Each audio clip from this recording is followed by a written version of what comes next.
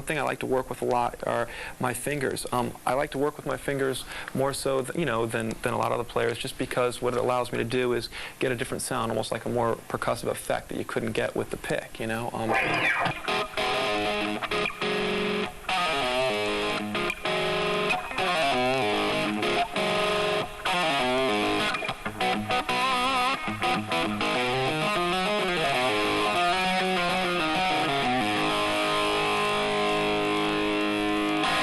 And I think by combining the two, you can ultimately kind of come up with something that's really cool. The pick is definitely, you can play very fast with the pick, and it definitely helps for hitting things dead on for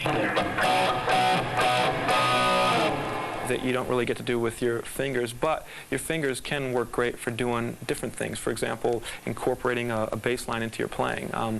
I do that. Just the new song on the Hair Pick, the Hair Pick album, which is my third solo record.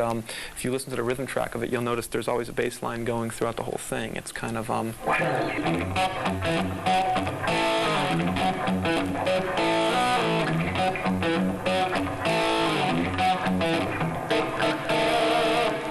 and by working with your fingers, you just get a different sound. It's almost more of a kind of a personal sound, and you know.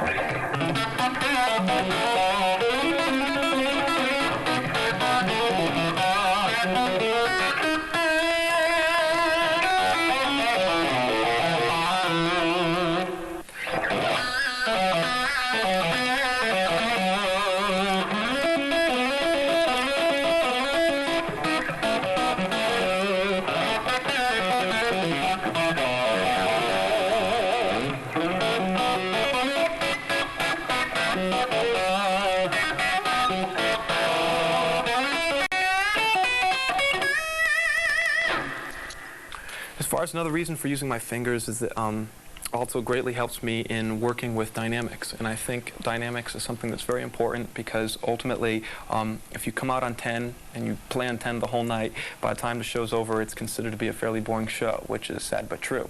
So with that in mind, it helps to kind of give a little bit of variation. For example, if you're doing a ballad song and then you come cranking out with a lead that's very loud and very over the top, it makes much more of an impression, rather than if it were on a much crazier, heavier song.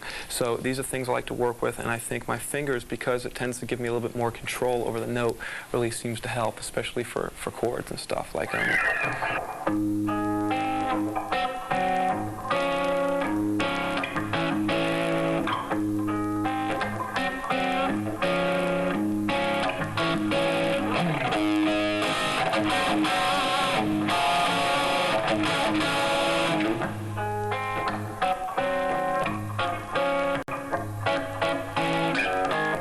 As far as dynamics, you can always rely on your equipment. For example, now I don't particularly do this, and we'll get into this a little bit later with the equipment, but certain players use different kinds of, different presets and patches if they have this, foot switchable stuff.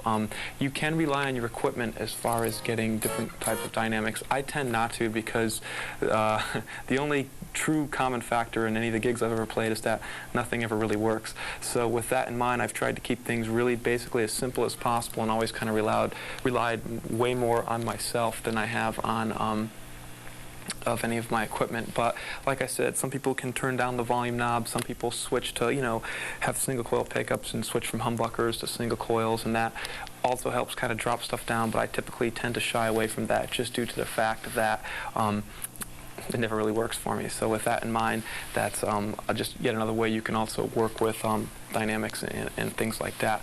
Now, as far as other things, which is a big factor of it, is the equipment, and I think it's something that needs to be covered.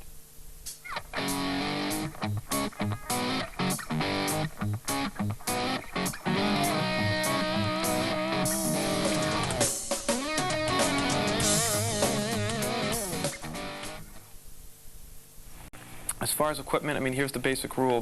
There really is no basic rule, and it gets down to this. Ultimately, what is truly going to work for yourself?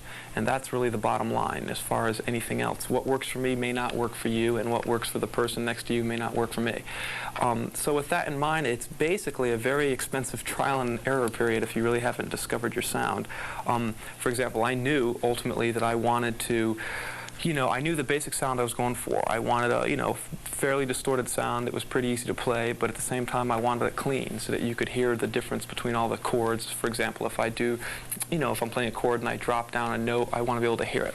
I wanted something that was very crunchy and yet clean for rhythms, but at the same time had the punch and was able to get through with the leads, and that was also something that was important. Kind of wanted the best of both worlds. Now, not only did I want to kick through with the leads, kind of like,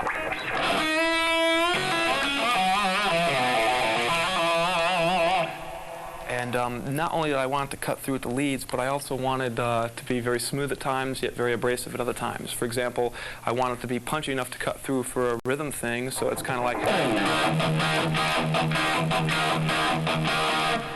but at the same time I wanted to be ultra smooth, and I wanted a very kind of smooth, warm neck pickup sound. And at the same time, I had to kind of find a way to, when I turned to sit up down, I also wanted it to go clean. So as you can see, I don't rely on anything else with the exception of what I have at my hands. And just out of pure necessity, it works best for me. So the way I kind of figured out was, first I had to figure out what kind of guitar I wanted to play, and that brings me to my guitar. The guitar I'm playing is a Samick, and it's a brand new guitar that I pretty much custom made by myself. What I did is I sat at home and drew out exactly what I wanted, and this is actually a prototype, and the model, there is going to be a series actually of guitars coming out, and it's a little bit different than this one. It's got an extended piece here, and it's got a couple body contours, but this is the very, very first prototype. And basically what it is the body's made of alder, which is a pretty warm, pretty smooth wood that works really good for, what I wanted. The neck is made out of maple, and I wanted it for the bite. It kind of really helps, especially for chording. I use very big frets, huge frets, like jumbo frets, pretty much. And the reason being is because so much of my sound comes from my left hand anyway, so I figured, it just makes it a lot easier to bend. I remember like 10 years ago when when I first started playing, they had guitars with really small frets. It was really hard to bend, so I've got pretty big, almost like Jim Dunlop 6100s on here.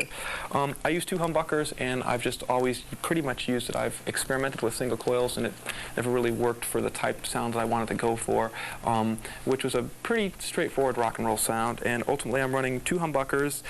They're Seymour Duncan pickups, and what it is, it's a custom model pickup that I have out. It's called a blues trembucker, and it's wound very close to a PAF, and it keeps the guitar very natural and clean sounding. And that's something that really helps a lot, because if you have a totally distorted sound coming from your guitar, it's hard to get anything clean out of it, whereas it's a lot easier to make it more distorted. So that's how I kind of came about with that. Like I said, I have 1 volume knob and a 3-way switch, and it's pretty much wired bridge, and then neck, because if you watch, ultimately, I'm always switching between these 2 pickups, especially even in between a lot of licks. I'll start off with the bridge pickup,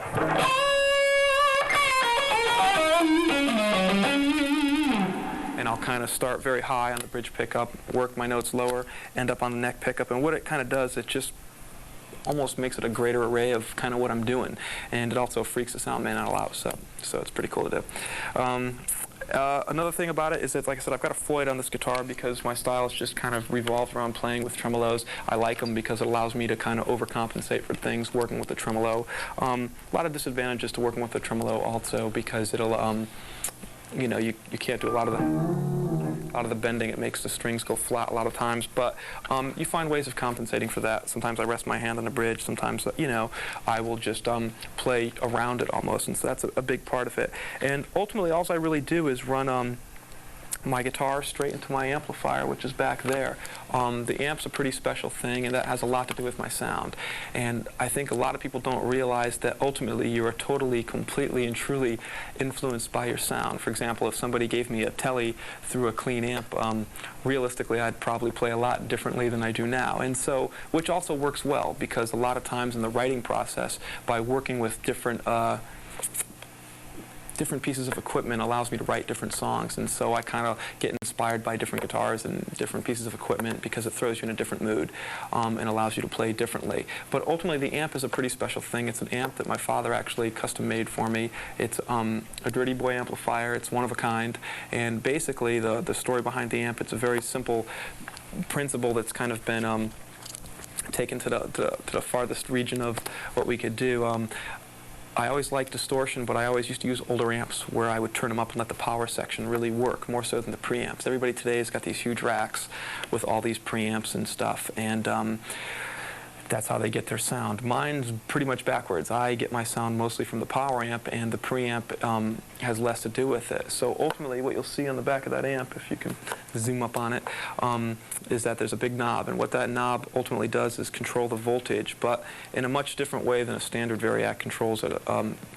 I guess your regular amplifier, a lot of people take their amp, plug it into a variac, and try and achieve the same sound, and the amp was designed that only certain part of the amps work on that control, and it's basically a very complex thing that ultimately just allows the guitar to sound great. You'll notice I've got it down to about 40, which means I'm probably running at about, I don't know, maybe 60 volts right now, but the amp is excruciatingly loud, and it's also probably the most versatile amp I've ever worked with. So especially on my third solo record, Hair Pick, you'll definitely be hearing the amplifier. And like I said, this is the stuff that I use, and the reason why I use it, is pretty much very simple. It's my trial and error has pretty much led me to kind of work with that. I know that in a clinch, situation where everything is failing, these two things always come out the same. I like really big necks on guitars, and I like amplifiers that are really loud and pretty clean, yet distorted enough to really rock out.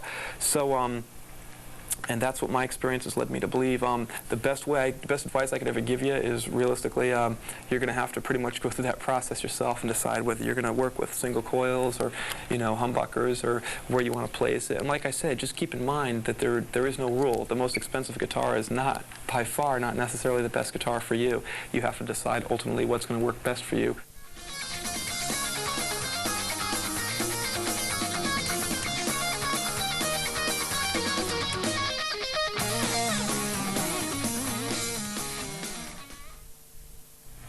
Actually, another topic that I'm very often asked about is practicing and exercises. Well, I don't really practice much, so I can't really tell you much about that, but I can tell you about exercises because at one time I did do some. So with that in mind, the exercises I used to do were pretty much simple. My biggest thing is I wanted to get my right hand up to par, because I think that was what was the most impressive, even though all my sound seems to come from my left hand.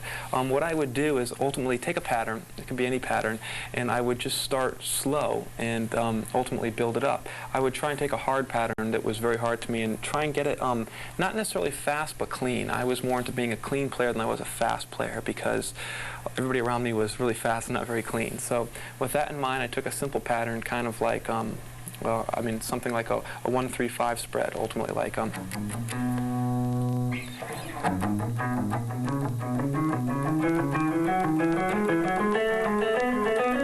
and what I would do is kind of take that and ultimately move it up and down the neck, kind of like a... Then I would take it, then I would just keep slowly but surely moving it up.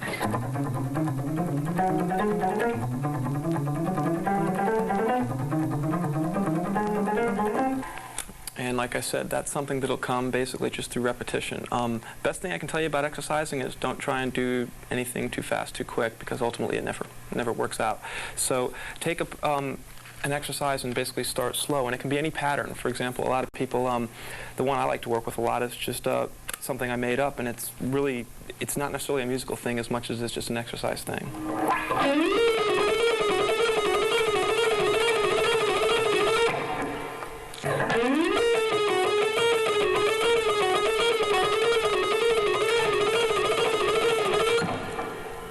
Like I said, as far as picking goes, you could try starting slow and building up, for example, on a tremolo thing, which is a pretty standard thing. You can kind of...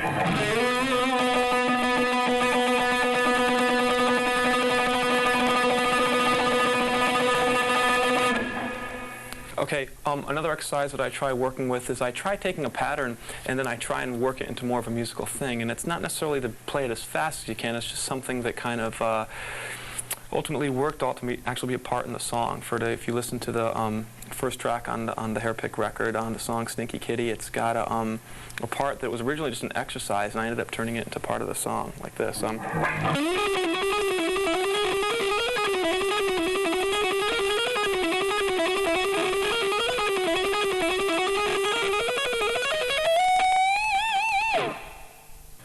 A lot of people always pointed out the fact that I did point the pick and that the pick is shaved. The pick part I saw another player play, and I really liked the way that person played. So ultimately I took and filed the pick, and I tried playing with it, and it was terrible. I was like, this totally sucks. Why would anyone want to file their pick? And I tried it for about 2 days. I figured, let me at least give myself enough time to fully try and make it happen. I couldn't get it to work for me, so I went to go back to a regular shaped pick, and I hated it. It was like worse than I've ever played, so I've just kind of gotten almost like addicted to playing with the point.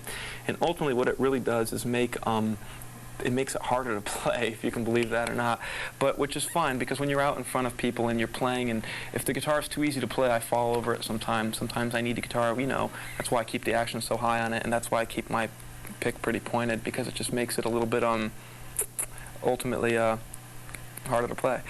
And also another thing is, people always point out the angle of the way I pick, and it just came about because every player had a different feel. Van Halen would come up and he would just kind of hit over the top of it. And there were other players that would kind of pick in circles. And the only way I could really ever get anything the fastest I could possibly pick is when I did the tremolo thing and when I kept my hand pretty rigid. So therefore, it's kind of how I developed this really weird way to play, and I can't, once again, you just fall into a groove, and it's not necessarily the correct way, but it just kind of works for you. And it's the most, it's the way I could play the fastest one I wanted to, but at the same time, because I would hit the guitar so hard, a lot of people don't realize it, but if, I'm just hitting the strings so hard when I'm playing, because I typically used to not really play with a lot of gain or a lot of anything but pure volume, and you'd always have to really hit the guitar as hard as you could to get it to work for you. So that's ultimately how I came out with it, and I really think as long as you position your right hand somewhere, it really helps. Some people position it up here on the guitar. Some people, put their fingers out and use their palm. But ultimately, because I had a tremolo on the guitar, I could never rest my palm on it. Otherwise, it would I always had really bad tuning problems. So ultimately, what I would do is position my hand either with this finger or my middle finger, and I would pick everything around it, and it just kind of helped. If I wasn't, really coming down on it, I would position my hand. So, and I wasn't even aware of that till I saw a picture of myself playing, because these are things you just develop without even realizing it.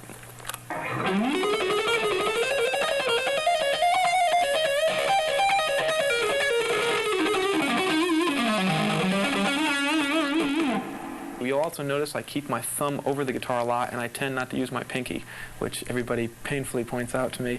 I do use it, but I use it more on the, on the arpeggiated stuff,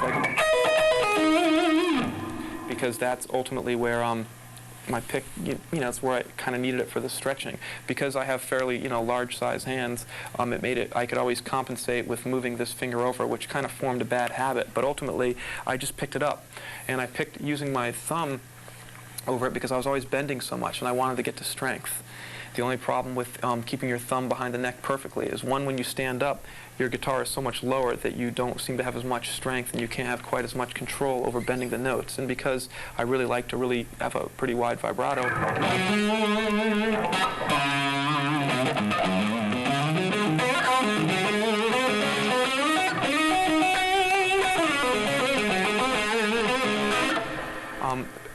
because I, pretty much played like that, I always kept my thumb over it. And it was really good because when I was doing a lot of the bluesier stuff, it really worked out for me.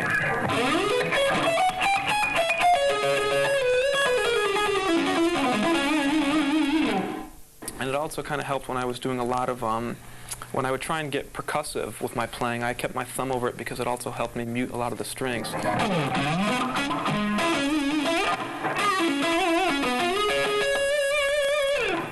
You also notice when I'm doing a lot of that stuff, it's all downstrokes with the pick. When I'm doing a lot of...